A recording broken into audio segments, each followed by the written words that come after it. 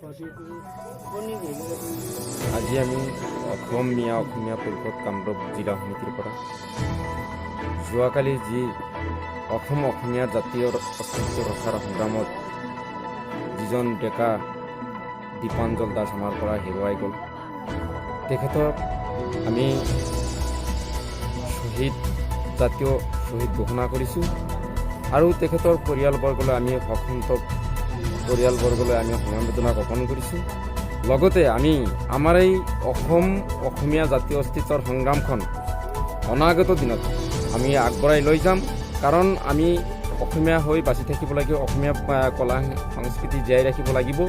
এয়া আমাৰ সংগ্ৰাম থাকিব, জীৱনে মৰণে আমি অসমীয়া, আৰু অসমৰ অস্তিত্ব ৰক্ষাৰ স্বাৰ্থত আমি হাজাৰ দীপাঞ্জল দাস আমি প্ৰস্তুত হৈ আছোঁ।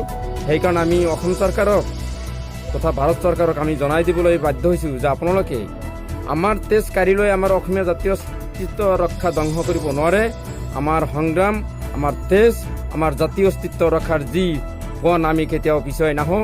আমি সদায় অসমীয়া জাতীয় অস্তিত্ব ৰক্ষাৰ সংগ্ৰাম অব্যাহত ৰাখিম আৰু অসমীয়া জাতি কেতিয়াও বিপদত পেলাবলৈ আমি পিছুৱাই নাহোঁ, কাৰণ আমি পিছুৱাই অহা জাতি নহয়। অসমীয়া জাতি কেতিয়াও পিছহুহঁকীয়া জাতি নহয়। লাচিতৰ তেজ আছে, বাক হাজৰিকাৰ তেজ আমাৰ গাত আছে। আমি যিমান দিনলৈকে জীয়াই থাকিম আমি অসমীয়া ভাষা সংস্কৃতি কলা কৃষ্টি আমি জীয়াই ৰাখিম। ইয়া আমাৰ প্ৰতিজ্ঞাবদ্ধ হৈছোঁ।